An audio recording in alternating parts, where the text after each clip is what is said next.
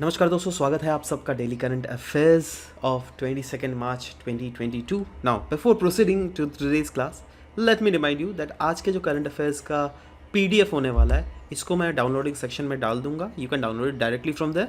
And regarding the admissions in Bhadra S Academy, if you at all want then you can directly contact to this number ज़्यादा information के लिए, right?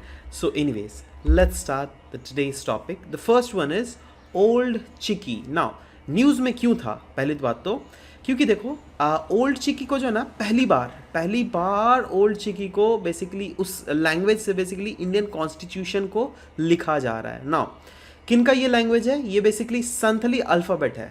Santhals जो होता है ना हमारे, राइट? आपको पता होना चाहिए दैट शेड्यूल 8 में जो 22 शेड्यूल लैंग्वेजेस हैं उसमें एक संथाली लैंग्वेज भी है, ठीक है? और यह कौन सा लैंग्वेज है? ये एक ऑस्ट्रो एशियाटिक लैंग्वेज है जिसको अगेन ऑफिशियल रिकॉग्निशन हमारे देश में मिला हुआ है एज एन ऑफिशियल लैंग्वेज। इसको अगर एग्जाम पर्सपेक्टिव में अगर आप रिलेट करना चाहते हो तो of course GS1 literature of India जो है उससे आप रिलेट कर सकते हो, क्योंकि इसके जो फैक्ट्स है ना उसको यूपीएससी पूछ सकता है। क्योंकि देखो इस टाइप के क्वेश्चंस पास्ट में अगर आए हैं तो ऑफकोर्स आपको बिल्कुल ही पूछा जा सकता है ना। ये होता कैसे है, जैसे देखो अब हम लोग हिंदी में पढ़ते हैं ना, क ज म ल ड ग त, राइट? तो देखो इनके that is Ol Chiki language में कैसे करके लिखा जाता है, ये देख रहे हो? इस टाइप से कुछ चीज़ें हैं जो क्या लिखी जाती है, देख रहे हो? है ना, अजीब टाइप का है, मतलब ऑफ कोर्स क्योंकि हम लोग पहली बार देख रहे हैं तो इसलिए हमें अजीब लग रहा है। But again these are the traditional things which have been carried out by the Santhal peoples, right? Now अगर ऑफिशियल लैंग्वेजेस की बात करें तो आपको पता है दैट 22 ऑफिशियल लैंग्वेजेस हैं हमारे कॉन्स्टिट्यूशन में इंस्क्राइब किए हुए। That is Assamese, Bengali, Gujarati, Hindi, Kannada, Kashmiri, Konkani, Malayalam, Manipuri, Marathi, Nepali, Oriya, Punjabi, Sanskrit, Sindhi, Tamil, Telugu, Urdu, Bodo, Santhali, Maithili, Dogri. ना आपको एक क्वेश्चन पूछूं, चलो एक अलग सा क्वेश्चन देता हूँ, ठीक है? अब बताओ डोगरी, इसको थोड़ा रिसर्च कर लो, ठीक है? डोगरी किस पार्ट ऑफ इंडिया में, विच पार्ट ऑफ इंडिया में यह डोगरी लैंग्वेज बोला जाता है? क्योंकि देखो बोडो तो आपके लिए पता ही होगा, आपका आसामी है राइट? बट डोगरी कहाँ से बोला जाता है, यह आप नीचे कमेंट सेक्शन में थोड़ा सर्च कर लो। अगर आता है तो बढ़िया है, अदरवाइज गूगल सर्च करके लिखो, ठीक है? एनीवेज नेक्स्ट इज, अगर देख लोगे जितने सारे ऑफिशियल अभी कितने हैं, 22 लैंग्वेजेस है। इन 22 लैंग्वेजेस में 14 ऐसे लैंग्वेज हैं जिसको इनिशियल फेज में कॉन्स्टिट्यूशन के साथ ही इंक्लूड किया गया था, बट बाद में अमेंडमेंट के साथ साथ अलग अलग लैंग्वेजेस को इंक्लूड किया गया। जैसे 21st constitution amendment act of 1967 के द्वारा सिंधी जो लैंग्वेज है इसको इंक्लूड किया गया था। 71st कॉन्स्टिट्यूशन अमेंडमेंट एक्ट जो कि 1992 को आया था ना, उसमें ऐसे 3 इंक्लूड किए गए थे, दैट इज कोंकणी, मणिपुरी और नेपाली, ठीक है? वैसे ही 92nd अमेंडमेंट एक्ट लाया गया कब? 2003 में, जो क्या ऑन फोर्स है 2004 में, और इसमें 4 लैंग्वेजेस को इंक्लूड किया गया। उसमें कौन कौन सा है? बोडो, डोगरी, मैथिली एंड संथाली, ठीक है?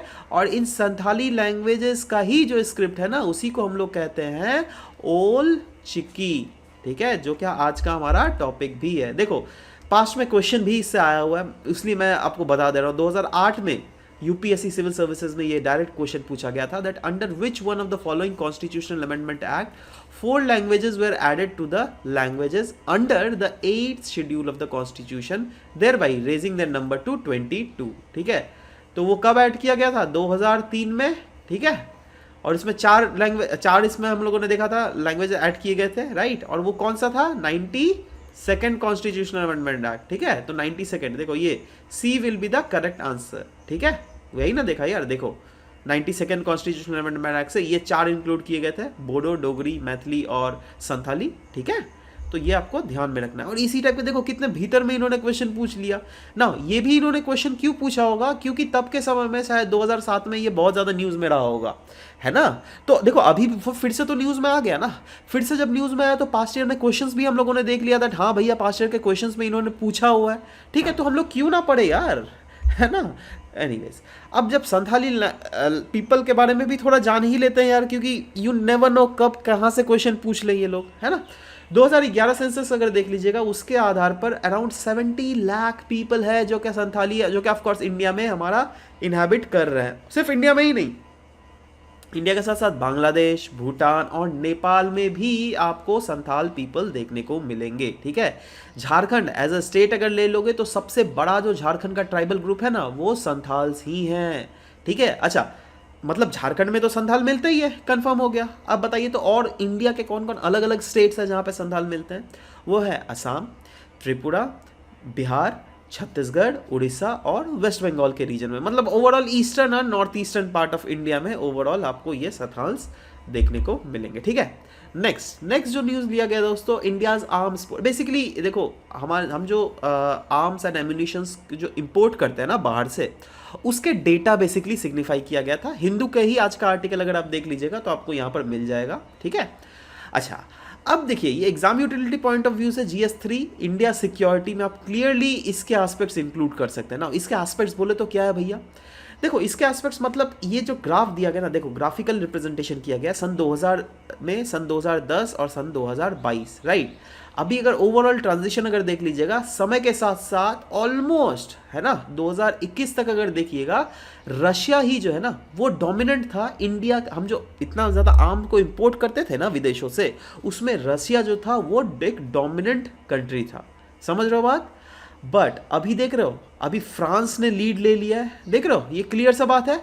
अच्छा, यूएसए का भी कहीं ना कहीं प्रोपोर्शन बढ़ रहा है, वो तो आपको पता ही है। यूएसए के साथ हम लोगों का एक बहुत ही ज़्यादा स्ट्रैटेजिक पार्टनरशिप हो रहा है। बट साथ ही साथ एक और भी चीज़ जो अगर आपको गौर से देखना है वह यह है, वो इजराइल ले लो, यूएस ले लो, यूनाइटेड किंगडम ले लो, या फ्रांस ले लो, या फिर रशिया, ओवरऑल अगर ट्रेंड देखोगे ना, पूरा जो आर्म इंपोर्ट है हमारा सब देशों से ही धीरे धीरे हम लोग बढ़ा रहे हैं। बट अगेन मैं आपको आश्वासन देना चाहता हूं दैट आने वाले 5 से 10 साल में ये ग्राफ कहीं ना कहीं थोड़ा गिरता हुआ दिखेगा, ठीक है। रशिया से थोड़ा गिरता हुआ दिखेगा, है ना। क्योंकि देखो रशिया से जो हम लोग we are over dependent on Russia, ठीक है। इसीलिए अगर आपको पता होगा अभी जो यूक्रेन इशू चल रहा है, इसलिए हम लोग रशिया के खिलाफ कुछ ज़्यादा मतलब कुछ बोल ही नहीं रहे, अपन चुप है बिल्कुल। क्योंकि हम लोग अगर कुछ भी बोल दे, राइट, रशिया अगर नाराज़ हो गया तो हमारे को इनके रिपेयर पार्ट्स भी तो चाहिए फ्यूचर में, जब भी पाकिस्तान या फिर चाइना से लड़ाई होगी तो, समझ रहे हो। उसी लिए कहीं ना कहीं हम लोग का फॉरेन पॉलिसी ऐसा है। बट क्योंकि आत्मनिर्भर भारत को प्रमोट किया जा रहा है, मेक इन इंडिया को प्रमोट किया जा रहा है, और हम लोग अगेन डिफेंस कॉरिडोर बना हुआ है यार, अब देख ही सकते हो, तमिलनाडु ले लो, यूपी ले लो, राइट। तो क्योंकि इतना हम लोग एग्रेसिव है डिफेंस को लेकर, तो कहीं ना कहीं आने वाले समय में जो है ना डिफेंस मैन्युफैक्चरिंग इंडिया में बहुत ज़्यादा होने वाली है। इसीलिए मैंने आपको बोला दैट ये ग्राफ जो है ना धीरे धीरे देखना, धीरे धीरे नीचे जाते रहेंगे। एनीवेज, यह तो आपको ग्राफ मैंने बतला दिया जिसमें क्लियरली मेंशन किया हुआ है दैट समय के साथ साथ जो है हमारी डिपेंडेंसी डिफरेंट अदर कंट्रीज में कैसे चेंजेस हो रही है। देखो इन एनालिसिस को ध्यान से देखना, ठीक है, क्योंकि यू नेवर नो, एमसीक्यूज ऐसे ही पूछा जा सकता है। ऐसे सोचो यहाँ पर अगर एमसीक्यू आपसे पूछ ले that traditionally Russia has been dominating the arm imports since past 2 decades, right. तो देखो ठीक है, डोमिनेटिंग अगर बोले तो ठीक है, एब्सोल्युटली सही है, राइट। बट अगर बोलेगा ट्रेडिशनली रशिया होल्ड्स पोजीशन 1 इन आर्म इंपोर्ट, दो दैट विल बी रॉन्ग। क्यों? क्योंकि रिसेंटली फ्रांस ने रशिया को भी पीछे छोड़ दिया है, ठीक है। रफाइल हम लोगों ने मंगाया है ना, बहुत ज़्यादा पैसे लगते हैं भाई एक एक रफाइल के, समझ लो। तो ये सब चीज़ है जो कि हमें देखने की यहाँ पर बहुत ही ज़्यादा ज़रूरत है, right. Next, change in dependency. ये यहाँ पे क्या बोला गया भैया, देखो इसमें बोला गया है दैट समय के साथ साथ change in countries dependency on Russia, मतलब डिफरेंट कंट्रीज की डिपेंडेंसी रशिया के ऊपर कैसे है, राइट, उसी के बारे में बोला गया है। तो देखो यहाँ पे एक्स एक्सिस में तो ओवरऑल डिपेंडेंसी परसेंटेज है, और वाई एक्सिस में क्या है, टोटल आर्म इंपोर्ट। अब ध्यान से देखना, इसको एनालाइज करना। इंडिया यहाँ पर है, चाइना यहाँ पर है, राइट।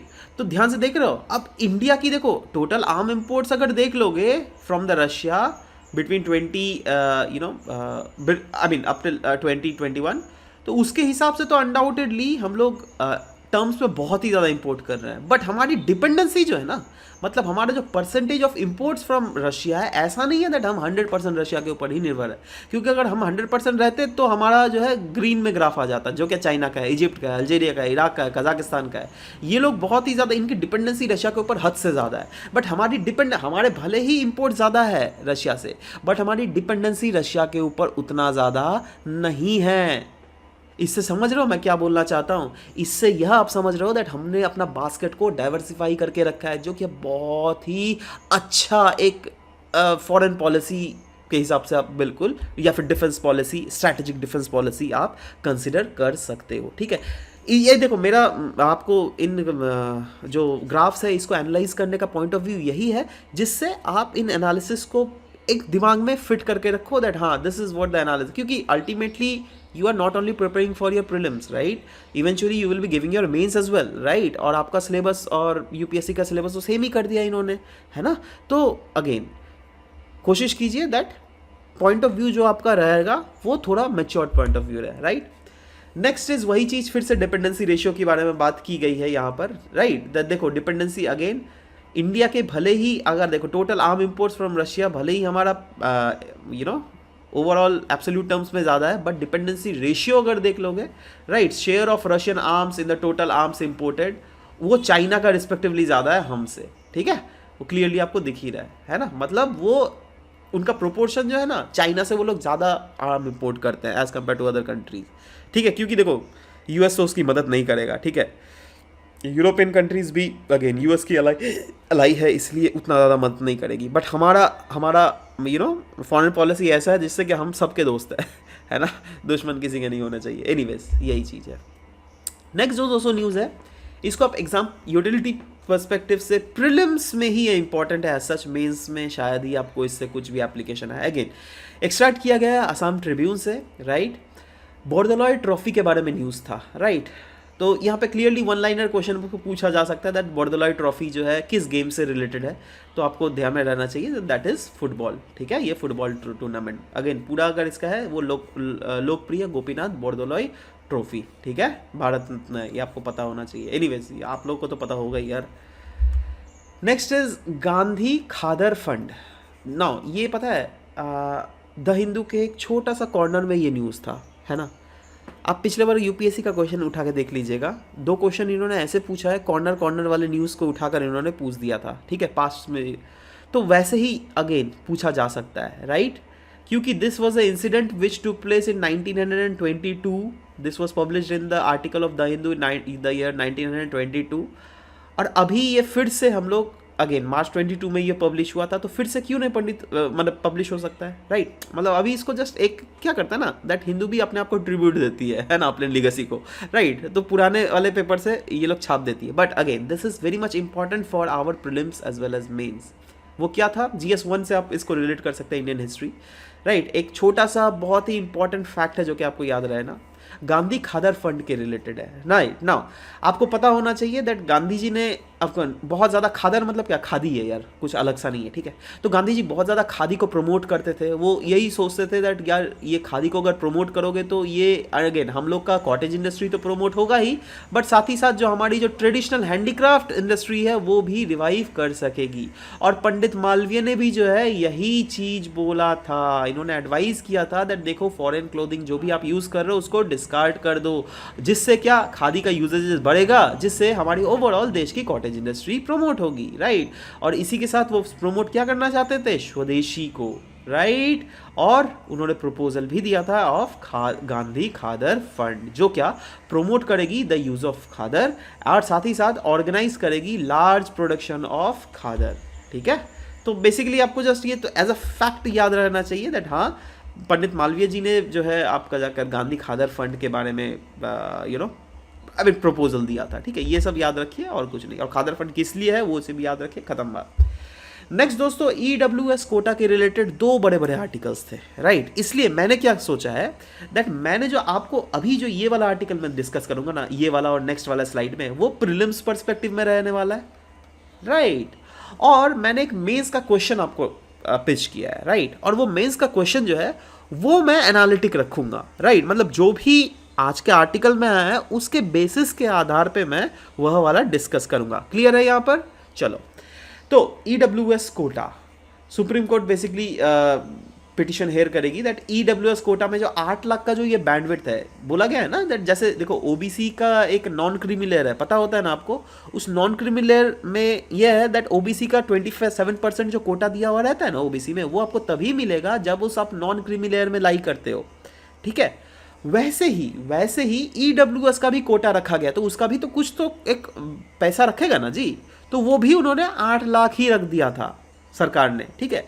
अब इसमें इशू आ गया, इसी के लिए जो है सुप्रीम कोर्ट में पिटिशंस फाइल किया गया है, तो सुप्रीम कोर्ट बोलेगी दैट हाँ चलो we will hear that petition, don't worry, है ना, दैट 8 लाख जो इन्होंने क्राइटेरिया रखा है वो किसके बेसिस पे, ठीक है। एनीवेज चलो, ये ओवरऑल इशू था जिसके आधार पर मैं आपको एक मेंस का क्वेश्चन पूछूंगा, ठीक है। यहां पे हम लोग क्या डिस्कस करेंगे, यहां पे डिस्कस करेंगे कॉन्स्टिट्यूशनल 90 मतलब different constitutional amendment acts, right, क्योंकि ऑलरेडी पास्ट ईयर में ऐसे बहुत सारे क्वेश्चंस आए जिसमें डायरेक्टली पूछ लिया गया दैट हाँ भाई ये वाला कॉन्स्टिट्यूशनल अमेंडमेंट एक्ट किस लिए था, ये वाला कॉन्स्टिट्यूशनल अमेंडमेंट एक्ट किस लिए था, ठीक है। तो आपको अगेन पास्ट के कुछ करवा देता हूं, है ना, दैट विल बी सफाइस। जैसे 98 कॉन्स्टिट्यूशनल अमेंडमेंट एक्ट जो कि 2013 को आया था, उसके तहत कर्नाटक के गवर्नर को एम्पावर्ड किया गया था जिससे वो स्टेप्स ले सके जिससे डेवलप किया जाए हैदराबाद कर्नाटक रीजन को, ठीक है। दूसरा है कॉन्स्टिट्यूशनल 99 अमेंडमेंट एक्ट, ये ऑलरेडी यूपीएससी ने इसके ऊपर क्वेश्चन पूछ लिया है, ठीक है। दैट ये ऐसा स्टेटमेंट बेस्ड क्वेश्चन था, मतलब consider the following statement, 2 statement दे दिया जाता है, उसके बाद नहीं बोलता है 1 ओनली 2 ओनली बोथ नन, है ना, वही वाला, उसमें एक स्टेटमेंट ये वाला दिया हुआ था दैट कॉन्स्टिट्यूशनल 99 अमेंडमेंट एक्ट जो था वो that was related to national judicial appointment commission, ठीक है। तो अगेन अगर जो पढ़ेगा उसी को ना याद रहेगा जी। Next is constitutional 100th amendment act, वो किस लिए था, किसके बीच में था, इंडिया और बांग्लादेश के बीच में जो है ना इनक्लेव का सेटलमेंट किया गया था। जैसे देखो हमारा क्या है ना, ये बंगाल है, राइट, ऐसा कुछ बांग्लादेश है, ठीक है, पता है ना, ये वाला हुआ बांग्लादेश। अब इनक्लेव क्या था, देखो इंडिया वाले पार्ट में जो ना कुछ ऐसे पार्ट्स थे जो क्या बांग्लादेश के थे, समझ रहे हो, ऐसा सिचुएशन हो गया था, है ना, और बांग्लादेश में कुछ ऐसे पार्ट थे जो क्या इंडिया के थे, राइट, मतलब बांग्लादेश के एकदम चारों तरफ से बांग्लादेश, बट उस रीजन के भीतर इंडिया का जुरिडिक्शन चलेगा, समझ रहे हो। वैसे ही बांग्लादेश में चारों तरफ इंडिया, बट उसके भीतर जो है बांग्लादेश का जुरिडिक्शन चलेगा। बहुत ज़्यादा प्रॉब्लम होता था दोनों सरकारों को, ठीक है, इसलिए दोनों सरकारों ने बोला चल भाई सेटलमेंट करते हैं, हमारा जो बाउंड्री है नेशनल बाउंड्री उसको रहने देते हैं, और जो हमारे पार्ट के इनक्लेव है ना वो हमें आप दे दो, और जो आपके साइड का इनक्लेव है वो आप ले लो, राइट। अनडाउटेडली ये वाला जो इनक्लेव था हमारा ज़्यादा था उनके पास, बट हमने चलो भाई दे दिया, ले कोई बात नहीं, है ना, इसीलिए बेसिकली 100th अमेंडमेंट एक्ट लाया गया था, ठीक है। वैसे ही 101 अमेंडमेंट एक्ट किस लिए लाया गया था, 2017 को, of course goods and services tax को इम्प्लीमेंट करने के लिए, ठीक है। कॉन्स्टिट्यूशनल 102nd अमेंडमेंट एक्ट जो है वो लाया गया था जिससे कॉन्स्टिट्यूशनल स्टेटस प्रोवाइड किया जाए to the national commission for backward classes, clear है। 103 कॉन्स्टिट्यूशनल अमेंडमेंट एक्ट जो है वो 10% reservation to economically weaker sections के लिए लाया गया था, ठीक है। और 104 कॉन्स्टिट्यूशनल अमेंडमेंट एक्ट जो है वो एक्सटेंड किया गया था to reservation of seats for schedule caste and schedule tribes in the Lok Sabha and state assemblies, ठीक है। तो ये सब थोड़ा थोड़ा चीज़ें याद रखिए, नोट्स बना के रखिए, ऐसा नहीं दैट मैंने जो बोल दिया हाँ याद रहेगा तो आपको याद रहेगा, ना ना ना ना, इन ऐसा चीज़ें है ना जो क्या बीच बीच में देखते रहना चाहिए, तो मेक श्योर दैट आप इसका नोट्स बना लो, ज़्यादा सही रहेगा, ठीक है। एनीवेज नेक्स्ट इज स्टैगफ्लेशन को रिलेटेड न्यूज़ है। स्टैगफ्लेशन क्या होता है, देखो मैं कुछ नहीं आपको इस ग्राफ से और ये छोटा सा चार्ट है ना इसी से समझ जाओगे आप स्टैगफ्लेशन क्या होता है। एनीवेज सोर्स है द हिंदू और एग्जाम यूटिलिटी ऑफकोर्स GS3 में जो इकोनॉमिक सेक्शन है उससे अगर आप ये कॉन्सेप्ट समझ गए तो अगेन प्रीलिम्स में तो ये डायरेक्टली ही क्वेश्चन पूछा जा सकता है, बट मेंस में जो है इसके रिलेटेड आप फोल्डर पॉइंट्स इंक्लूड कर सकते हो। तो सवाल यह होता है दैट स्टैगफ्लेशन होता क्या है। देखो बहुत समय ऐसा होता है ना दैट देखो स्टैगफ्लेशन पहले तो नाम में जाता है, राइट, स्टैग मतलब स्टैगनेंट, फ्लेशन मतलब इन्फ्लेशन, है ना, मतलब देखो इन्फ्लेशन भी आ रहा है, इन्फ्लेशन भी हो रहा है, और कहीं ना कहीं इकोनॉमी जो है हमारी स्टैगनेंट है, राइट, स्टैगनेंट या फिर गिर रही है इकोनॉमी, है ना, और साथ ही साथ इन्फ्लेशन, ये दोनों चीजें अगर एक साथ देखें तो इस टाइप के सिचुएशन को स्टैगफ्लेशन कहते हैं। बट क्या सिर्फ यही सही है, क्या ये एप्ट मतलब आपका जाकर डेफिनेशन है, नहीं, राइट, क्यों, क्योंकि देखो नो डाउट स्टैगफ्लेशन का तो मतलब है इकोनॉमिक ग्रोथ जो है ये स्लो हो रहा है, स्टैगनेशन, राइट, स्टैग है ना, नेशन, है ना, से स्टैगफ्लेशन आया, और इन्फ्लेशन, राइट, इससे फ्लेशन, ठीक है, समझ रहे हो बात। तो अगेन ये दोनों अभी तक ये वाले ग्राफ में जो है हम लोगों ने ये देखा, बट और भी एक है साथ साथ जो है इन अनएम्प्लॉयमेंट भी जब बढ़ती रह रही है ना, वो भी एक क्राइटेरिया है। मतलब ठीक है, that is a very good definition, but at the same time अगर ये है जो, अगर आप अनएम्प्लॉयमेंट भी इंक्रीज हो रहा है, this is the complete definition. मैं ये बोलना चाह रहा हूँ, क्लियर है? यह चीज़ आपको क्लियर होनी चाहिए। चलिए अभी जो भी आज पढ़ा है हम लोगों ने, उसके बेसिस में कुछ कुछ क्वेश्चंस देखते हैं, है ना। क्वेश्चंस क्या है? Who gave the proposal to start Gandhi Khadar fund? बताइए। To promote the use of and organize the large production of khadi. Lala Lajpat Rai, Abdul Ghaffar Khan, Lala Hardayal, या फिर पंडित मालवीय? क्या हम लोगों ने पढ़ा? वो तो अभी पढ़ा है, इसलिए शायद आपको याद रहेगा, पंडित मालवीय इसका सही आंसर है। बट अगर सोचो अगर आपने नहीं पढ़ा होता किसी ने, ठीक है, तो अगेन ये सब चीज़ गेस करना थोड़ा ज़्यादा मुश्किल हो जाता, क्योंकि अभी मैं जिन जिन का बात करूंगा प्रोबेबली सब कुछ आपको कॉन्टेम्प्रोरीज दिखेगा, राइट। बट लाला हरदयाल को आप आराम से एलिमिनेट कर सकते हो, क्योंकि ये तो यार गदर मूवमेंट से थे, उसके बाद बर्लिन कमेटी से थे, ठीक है, इसको तो ऐसे ही ख़त्म हो गया। अब्दुल गफार खान का एपिसोड बाद में आया, लाला लाजपत राय तब के समय थे। बट हाँ, वही चीज़ होता है ना, दैट दो अगर आपको ऑप्शन मिल गया तो आप इजीली उसको एलिमिनेट कर सकते हो। एलिमिनेशन रूल जानते हो ना भाई? अगर नहीं पता है तो again we are always there in भद्रायस academy to help you up, right. कभी भी आप चाहे तो आप हमारे कोचिंग से ज्वाइन कर सकते हैं, और इन टाइप के जो एलिमिनेशन स्ट्रैटेजीज होते हैं, ये छोटी मोटी चीज़ें ही देखो, ultimately if you need to crack the paper ना, trust me, these are the small things which will come in handy, right. Elimination technique क्या होता है, आंसर को लिखने का तरीका खूबसूरत क्या होता है, राइट। अगेन अभी जो मैं पढ़ाऊंगा आंसर भी तो हम लोग एक देते ही है ना आपको, ठीक है, मॉडल आंसर। तो उसके हिसाब से आप अपना आंसर को कैसे इन्हांस कर सकते हो, कैसे डेटा, कैसे फ्लो चार्ट, कैसे डायग्राम्स इस्तेमाल कर सकते हो, जिससे आपका आंसर और भी खूबसूरत हो। क्योंकि आप बहुत समय टॉपर से ऐसे सुनोगे दैट यू नो हम लोगों ने आंसर्स तो लिखे थे, बट जो नंबर आए ना, मतलब वो ओवर द एक्सपेक्टेशंस। क्यों ऐसा होता है? क्योंकि प्रोबेबली उन लोगों ने आंसर, क्या होता है ना, दैट आप जब एग्जाम में रहोगे ना, आप you can not create answers, आपको वही चीज़ वोमिट करना पड़ेगा जो आपने पढ़ा होगा पास्ट में, है ना, वही चीज़, क्योंकि आपके दिमाग को स्ट्राइक मारेगा, ठीक है। बट साथ ही साथ मेक श्योर करना पड़ेगा हम आंसर को सजाना भी तो आना चाहिए ना यार। जब तक आप आंसर को सजाओगे नहीं तब तक आंसर बनेगा कैसे, ठीक है। सो ये सब सारे क्वालिटीज़ जो है हमें सीखने पड़ते हैं। एनीवेज वो चीज़ तो बाद में बात करेंगे ही आपसे, डोंट वरी। नेक्स्ट क्वेश्चन में आ जाता है, consider the following statement regarding various constitutional amendments. अच्छा, दो कॉन्स्टिट्यूशनल अमेंडमेंट के बारे में पूछा गया। 99th constitutional amendment act deal with the national judicial appointment commission, और दूसरा है 102nd constitutional amendment act deals with the 10% reservation for economically weaker sections. बताइए कौन सा अबव स्टेटमेंट आर करेक्ट, है ना? One only, two only, both, या फिर नन? चलो एक काम करता हूँ, ये मैं खुद नहीं बताता हूँ आपको यहाँ पर। मैं आशा कर रहा हूँ दैट आप लोग देखिए मत, है ना। पास्ट में मैंने अभी क्या पढ़ाया, आप लोग को जो स्ट्राइक दिमाग में है, जो क्या अभी तक आप लोगों ने पढ़ा हुआ है, उसके हिसाब से आप इसका आंसर नीचे कमेंट सेक्शन में लिखिए। देखिए बहुत अच्छे से मैंने समझाया, राइट। अभी आपको देखना है दैट क्या आपने सही लिखा है या नहीं लिखा है। चलो मैं नीचे चेक जरूर करूँगा है आपका आंसर, है ना। Which among the following best describes the definition of stagflation? अब देखो यही क्वेश्चन आ गया। स्टैगफ्लेशन का बेस्ट डेफिनेशन क्या है? देखो बेस्ट डिस्क्राइब्स, है ना, क्योंकि अगर आप देखोगे बहुत सारे ऐसे आपको दिखेंगे जो कि लग रहा है दैट हाँ चलो सेम ही होगा, बट बेस्ट डिस्क्रिप्शन स्टैगफ्लेशन का क्या था? देखो हम लोगों ने क्या डिस्कस किया था, स्टैग्नेशन मतलब इकोनॉमी जो है, इकोनॉमी वो डाउन जा रही है, पहली बात तो। इन्फ्लेशन जो है वो बढ़ रहा है, और एक चीज़ हम लोगों ने डिस्कस किया था अनएम्प्लॉयमेंट। अनएम्प्लॉयमेंट भी जब बढ़ेगा तो वो प्रॉपर डेफिनेशन बनाएगा स्टैगफ्लेशन का। बताओ कहाँ पे आप देख रहे हो? इंक्रीजिंग इन्फ्लेशन, ठीक है, अनएम्प्लॉयमेंट भी increasing, absolutely, decreasing economic growth. अच्छा चलो पहला ही ऑप्शन मिल गया, राइट, यही सही है। अब यहाँ पर दूसरा भी ऑप्शन देख ही लेते हैं, कैसे ये लोग ऑप्शन बनाते हैं ये मैं बता दूंगा आपको। Increasing economic growth, unemployment, unemployment with decreasing inflation, ना ना ये तो गलत हो गया, और इन्फ्लेशन विद इकोनॉमिक, अच्छा ये अधूरा हो गया। देखो सी भी है, सी भी आपको लगेगा, बट ये जो है अधूरा एक डेफिनेशन है। तो वैसे आपको बहुत जनों का कन्फ्यूजन होगा ए या सी में, दोनों सही है, राइट। बट अगेन यहाँ पे क्या पूछा है? Best describes, right. तो we will be putting the best answer out, right. तो A will be the correct answer of it, ठीक है। नेक्स्ट क्वेश्चन है, Santhali language belongs from which group of language among the following?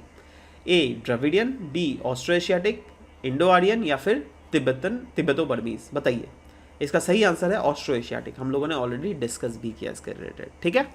चलो अब एक question mains का, right? Mains का question क्या पूछा गया है, इन reservation policy 10% Kota of economically weaker sections of the general category is empirically justiciable, right? मतलब देखो क्वेश्चन का क्या डायरेक्शन है, दैट ये जो 10% कोटा जो है ना इकोनॉमिकली वीकर सेक्शंस को, दैट इज एब्सोल्युटली इंपेरिकली अगर देखोगे ये बिल्कुल सही है ना? ये स्टेटमेंट दिया हुआ है, मतलब statement is for the reservation, statement is not going against the reservation, but we need to analyse the statement. समझ रहे हो? मतलब हम लोग इसका जो इश्यूज है उसको भी डिस्कस करेंगे, ठीक है?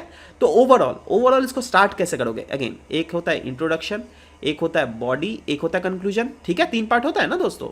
अब इंट्रोडक्शन में हम क्या बोल सकते हैं, इकोनॉमिकली वीकर सेक्शन के बारे में हम लोग डिस्कस कर सकते हैं, दैट कैसे इनको रिकॉग्निशन, कौन सा एक्ट, जैसे देखो स्टार्टिंग में दिया हुआ है ना, that 103rd constitutional amendment act जो है वो that has led the foundation of the provision of 10% reservation to economically weaker section. ना आपको आप ना ये सब पूरा अगर आप लोग आंसर लिखते हो ना, मेक श्योर करो दैट ये पूरा जो मैंने लिखा है ये यही लैंग्वेज नहीं लिखना है आपने, क्योंकि इवेंचुअली आप वही लैंग्वेज लिखोगे जो क्या आपको इजी लगता है। बट आप, हाँ, जैसे मैंने जो डार्क कर दिया है ना, ये इन सबको कहते हैं keywords, right? Keywords, right? Keywords मतलब ये होता है ना दैट अगर मैं वो कीवर्ड आपके सामने रख दूं तो you can frame an answer, whole answer आप फ्रेम कर सकते हो।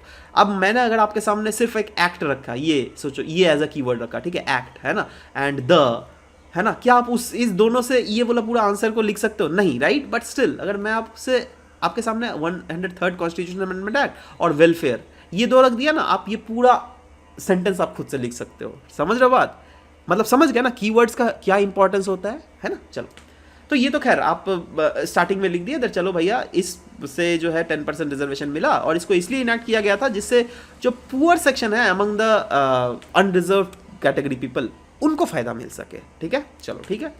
अच्छा, अब देख लेते हैं, क्योंकि ये बोला गया इंपेरिकल जस्टिसिएबल, मतलब जो स्टेटमेंट दिया गया है, स्टेटमेंट वो for the motion of reservation है, तो क्या हम उसका सिग्निफिकेंस लिख सकते हैं? दैट सिग्निफिकेंस क्या है ईडब्ल्यूएस कोटा का?